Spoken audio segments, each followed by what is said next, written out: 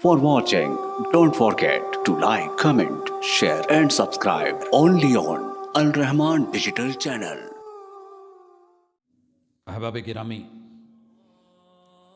किताबुल्लाह के साथ अपना ताल्लुक़ उस पे नज़र षानी कीजिए। अल्लाह के साथ ताल्लुकात को ज़रा गाहे बगाहे चेक करते रहा करें। जितना मालिक के साथ ताल्लुक़ कमज़ोर होता है उतना ही गैर को वार करने का और छीनने का मौका मिलता है। जो भेड़ें अपने चरवाहे से दूर निकल जाती हैं, भेड़िए का आसान शिकार होती हैं। हाथियों के बच्चे भी जो अपने माँ बाप और अपने झुंड से साइड पे हो जाएं, वो शेरों का शिकार बनते हैं। इंसान जब जब रहमान से दूर हुआ है तब तब शैतान का शिकार हुआ है, और ये शिकार करके भी मुतमईन रखता है कि नहीं नहीं नहीं नहीं तू ठीक है।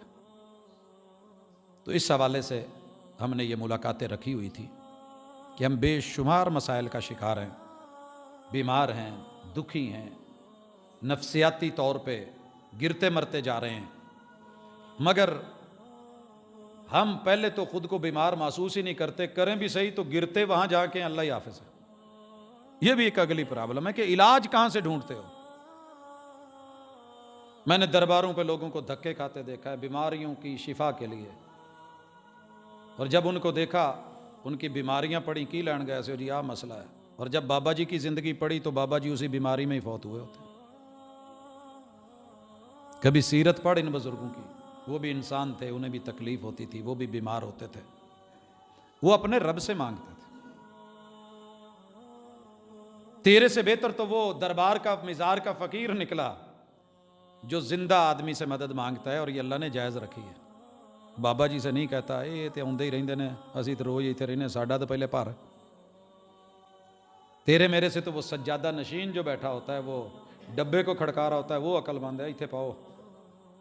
वो बाबा जी को नहीं कह रहा होता संदूकड़ी बारो काफ वालों को दें। मेरे दोस्त समझिए इन चीजों को, इन मामलात को समझने की कोशिश करें। इलाज के लिए लोग पत्थरों पे उम्मीदें रख के बैठ गए हैं, पत्थर बनाने वाले पे उम्मीद नहीं है।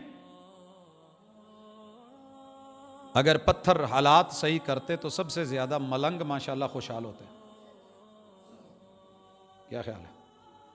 जिन्नियां अंगूठियां सारी उंगलियां च दो दो तीन तीन उन्होंने पाइयां होंदियां, तुहाडे मेरे कोल तो नहीं। लेकिन सबसे ज्यादा मसाइल का शिकार वो बेचारे होते हैं। कोई ना समझे तो अलग बात है। अल्लाह से जुड़िए, रहमान से जुड़िए, गनी से जुड़िए, सखी से जुड़िए, जिंदा और जावेद से जुड़िए, आपके मसले इंशाअल्लाह हल हो जाएंगे।